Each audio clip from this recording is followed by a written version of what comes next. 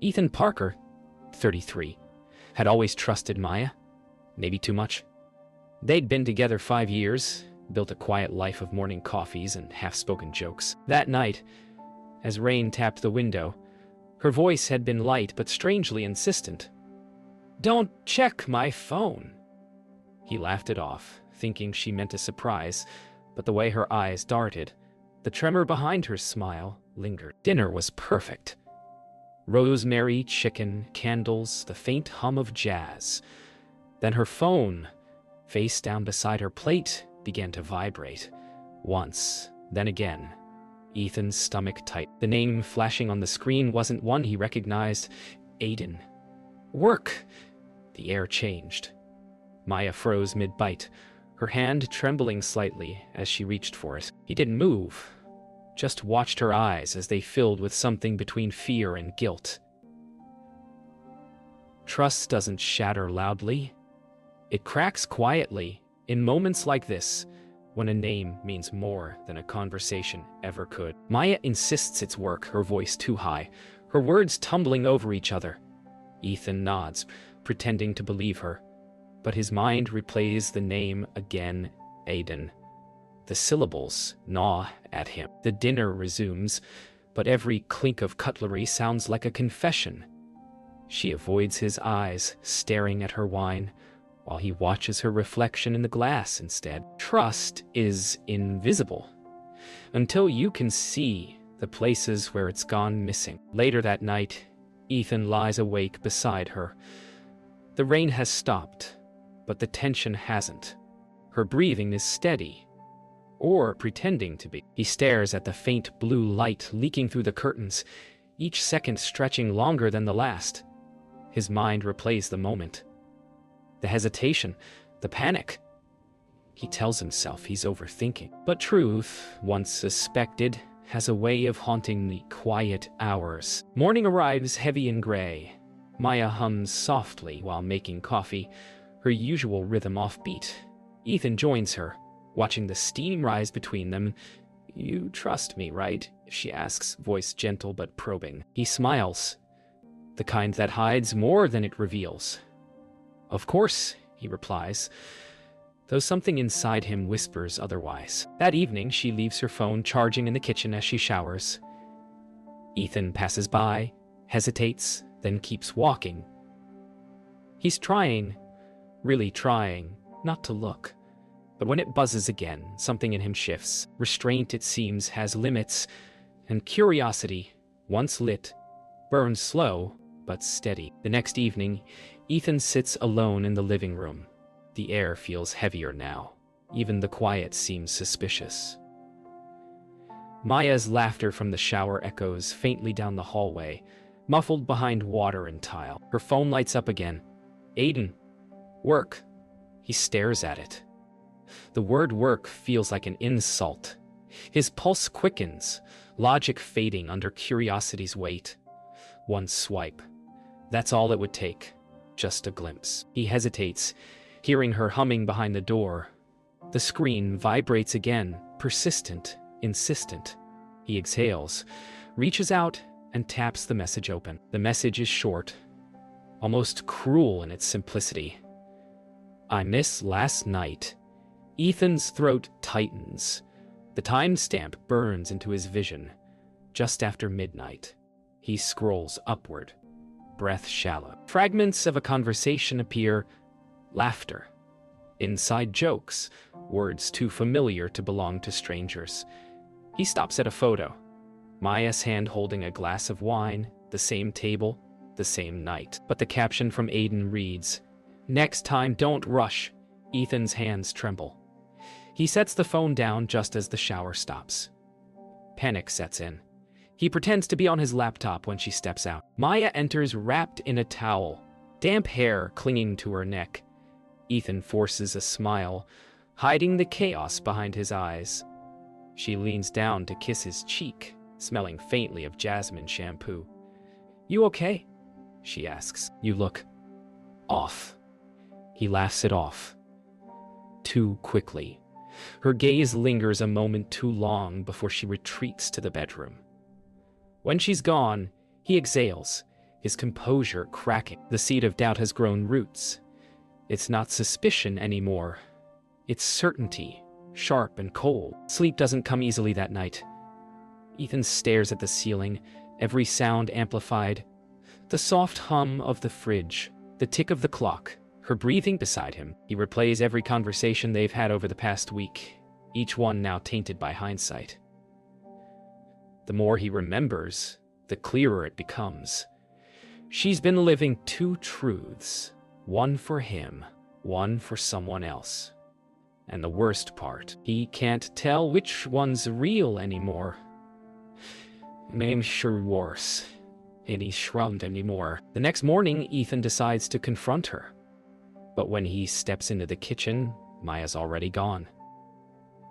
The coffee pot is still warm, a sticky note beside it, eerily meeting. Love you. He stares at the words until they blur. He picks up her phone. Gone too. The silence is deafening. For the first time, he realizes he's not afraid of losing her. He's afraid he already has. Ethan's day unravels in silence. He spends the morning pacing the apartment, checking his phone, rereading Maya's note until the ink feels like a lie, etched into his skin. He can't focus on work. Every sound feels like a clue. Finally, he opens his laptop and searches the name he's been avoiding. Aiden Cole. Dozens of results. But one catches his eye. A marketing firm in the same building where Maya works. He clicks through profiles until he finds him. Aiden. 34. Confident smile. Too perfect jawline. The kind of man people trust instantly. The kind of man who texts, "I miss last night." That afternoon, Ethan waits outside Maya's office building. The city hums indifferently around him. Cars, footsteps, laughter, all moving while his world stalls. Then he sees her. Maya exits, laughing with a man he instantly recognizes from the photo. Aiden. She touches his arm lightly, casually, like it's nothing. But Ethan feels something collapse inside him. Slow and irreversible. He wants to look away but can't. Truth has a cruel gravity. Once you're caught in it, there's no escape. He follows them. Through the crowd, past cafes and traffic lights, each step tightening the knot in his chest. They stop at a small corner cafe, laughing over shared secrets. Ethan stands outside, watching through the window. The glass distorts their faces, but he doesn't need clarity. He's already seen enough. Maya looks younger with Aiden, lighter, unburdened. That hurts more than betrayal itself. The realization that happiness might have just relocated without him. Back home, Ethan stares at himself in the mirror. He barely recognizes the man looking back. Eyes rimmed red, jaw clenched, heart splintered between anger and heartbreak. He replays the moment over and over. Her hand on Aiden's arm, that laugh she used to save for him. The ache turns into something else, resolve. He needs to hear her admit it. Needs to know why she'd do this. Because maybe, if he understands, it'll hurt less. That night, when Maya returns, Ethan's waiting. The apartment feels colder, smaller. She senses it immediately. The shift in the air. "You've been quiet lately," she says softly. He nods, voice steady but trembling underneath. "Who's Aiden?" Her body stiffens. The lie forms before the truth has a chance. He's just a coworker. He laughs once, bitterly. Right, just like last night. Silence, then tears. And in that silence, Ethan realizes betrayal doesn't come with thunder. It comes with a whisper. And it sounds like her voice breaking. Maya's silence lingers like a fog. The moment stretches until it breaks. Not with words, but with tears. She sinks into a chair, hands shaking. "It's not what you think," she whispers, voice trembling. Ethan doesn't move. "Then tell me what it is." Her eyes meet his, wide and raw. "He's someone I used to know. Before you," the words land like glass. "Used to." He presses. She nods.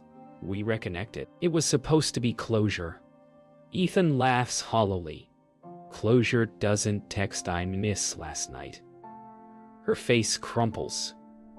You don't understand. It wasn't like that.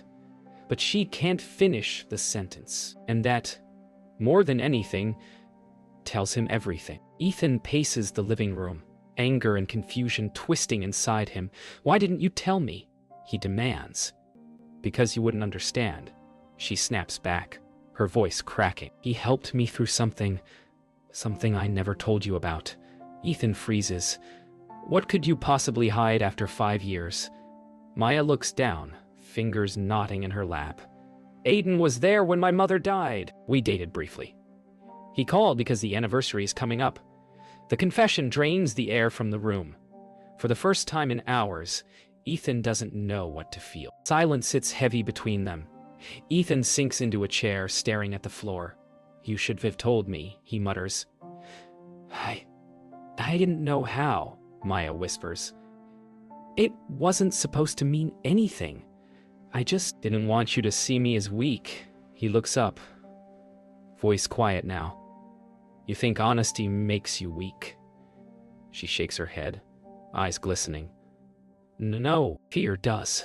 The storm outside has stopped, but its echo lingers in the room, two people realizing that truth doesn't always heal.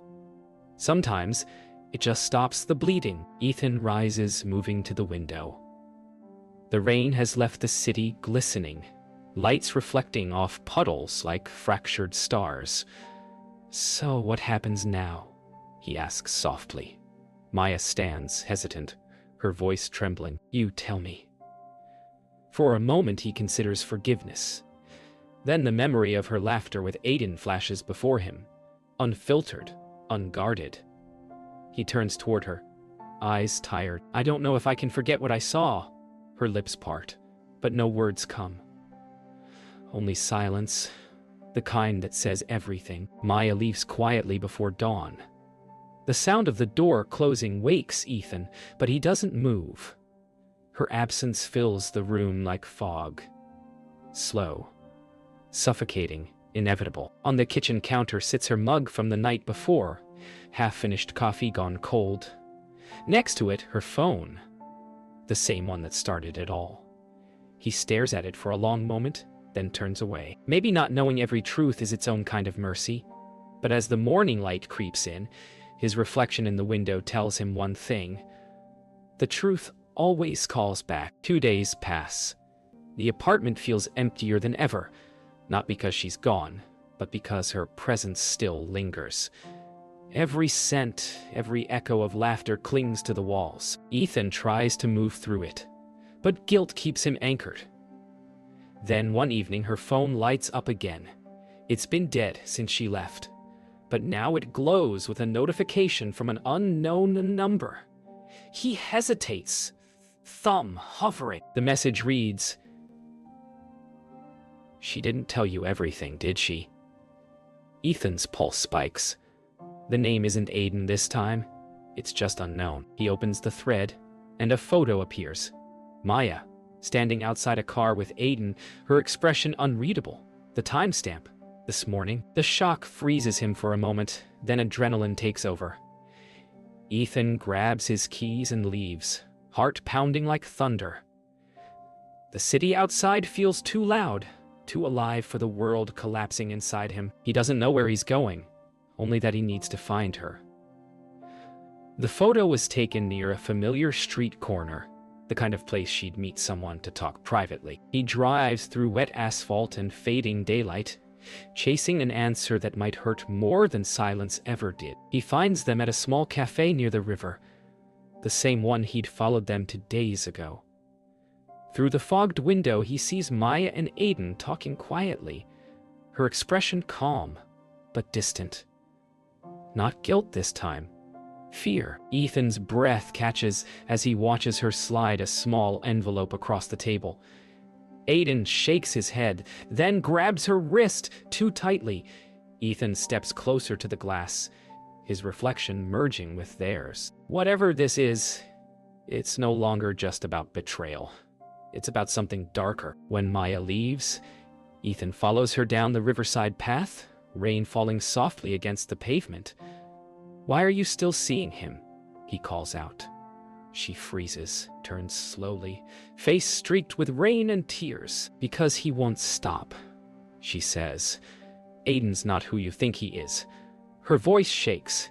"He's been threatening me about something that happened years ago." Ethan's mind spins. Every assumption he had splinters. She wasn't hiding an affair. She was hiding fear. "Then why didn't you tell me?" he asks. She looks away. "Because I thought hurt you too." Ethan pulls her into the car, adrenaline burning through confusion. "We need to go to the police," he insists. But Maya shakes her head. "You don't understand. Aiden's connected. He knows everything. Even where I am." Her voice breaks. Ethan grips the steering wheel, the gravity of it sinking in. The phone buzzes again between them. Unknown number. New message. Too late. They stare at each other as thunder rolls in the distance. For the first time, Ethan realizes this isn't a story about trust anymore. It's about survival. The rain doesn't stop. It's as if the city itself refuses to breathe. Ethan drives aimlessly through half-lit streets, every flash of lightning carving anxiety into their faces. "What does he want from you?" he asks, voice low but urgent. Maya clutches the phone in her lap, staring at the message. "He has photos from before we met. Things I never wanted anyone to see." Ethan glances over, jaw tightening. "So he's blackmailing you." She nods, silent tears mixing with rainwater. "If he goes public, I'll lose everything. My job, my reputation." Ethan's knuckles whiten on the wheel. "Then we end this tonight." His tone is calm. Too calm. They pull into an empty parking lot near the riverfront. The place Aiden first messaged her from. The rain turns to drizzle, street lights flickering through the mist. "He said to meet here," Maya whispers. Ethan's mind races. "You didn't reply, right?" She shakes her head. Then the headlights appear, a sleek black sedan gliding through the fog, stopping a few feet away. Aiden steps out, umbrella in hand, composed as ever. "You shouldn't have brought him," he says. Ethan steps forward. "Anyway, you shouldn't have called her." The three stand locked in a triangle of tension. "You don't get it," Aiden says quietly. "This isn't about her. It's about what she took." Maya's eyes flash with panic. "I didn't take anything." Aiden steps closer, voice sharp. "You stole company data before you left. You think that disappears?" Ethan turns to her, stunned. "Is that true?" She shakes her head frantically. "I was covering for someone, I swear." But Aiden's smile is cold. "Doesn't matter. Someone has to take the fall. And she already has motive." Ethan's pulse pounds. He's not sure who to believe anymore. Aiden turns, gesturing toward his car. "You want to fix this? Come with me, Maya. We can make it go away." She takes a step back, shaking her head. "I'm not your problem to fix anymore." Ethan steps between them. "You're not taking her anywhere." Aiden sighs, his patience thin. Always the hero. Then, his voice drops. "Check your phone." Ethan's screen lights up. A video. Maya, months ago in an office, typing something into a restricted server. The date stamp matches Aiden's claim. She gasps, realizing what it means. "He set me up." Ethan's eyes narrow. "Then we prove it." Maya steps forward, voice trembling but fierce. "You framed me to save yourself." Aiden's calm mask finally cracks. "You were never innocent, Maya. You just got caught." Ethan lunges before logic can stop him, grabbing Aiden by the collar. They struggle, feet splashing through puddles, grunts muffled by rain. Maya shouts his name, trying to pull him back. Aiden shoves Ethan hard, sending him sprawling to the ground. "You should have stayed out of this," Aiden hisses. Sirens echo in the distance, faint but growing. Maya meets Ethan's eyes, tears mixing with rain. "It's over," she whispers, though neither knows for whom. Red and blue lights slice through the rain as two patrol cars screech into the lot. Aiden straightens his soaked suit, composure returning like armor. "You called them," he sneers. Maya stands between him and Ethan, her voice shaking but firm. "No, they tracked you." Officers rush forward, shouting commands. Aiden's mask finally breaks, panic flashing across his features. "You have no idea what you've done," he yells as they cuff him. Maya clings to Ethan, trembling. In that chaos, the rain, the sirens, the truth finally clawing its way out, Ethan realizes this isn't victory. It's survival. And survival always costs something. Hours later, the storm has passed, but the night feels heavier than ever. Ethan and Maya sit in the back of an ambulance, blankets around their shoulders. She stares at the ground, silent. "They said he's been under investigation for months," Ethan murmurs. "He's been blackmailing half the firm." She nods weakly. "He told me if I didn't cooperate, he'd make it look like I stole everything." Ethan studies her face, exhausted, raw, but unbroken. For the first time, he believes her. "You should have told me," he says softly. "I didn't want you dragged into it," she whispers. "But I guess it found you, eh?" By dawn, they return to the apartment, a place that feels both foreign and familiar. The silence that once screamed betrayal now hums with uneasy peace. Ethan places Maya's phone on the table, the same spot where this began. "You should reset it," he says. She nods, wiping a tear. "Maybe we both need to reset." The morning light filters through, soft and forgiving.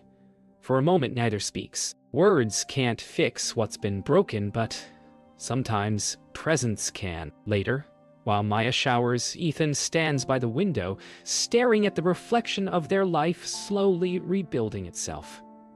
The city outside gleams under the new light, washed clean by the storm. Then a vibration, soft but unmistakable. Her phone lights up again. Unknown number. He hesitates. A chill crawls up his spine. He picks it up, thumb hovering. One new message. "You think it's over?" His breath catches. The number's different this time. Not Aiden's, not anyone's he recognizes. Ethan doesn't move for a long time. The phone keeps vibrating softly, the message repeating, line after line. "You think it's over?" The same phrase, looping endlessly.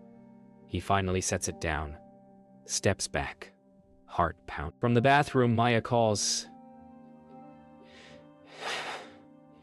He forces a breath.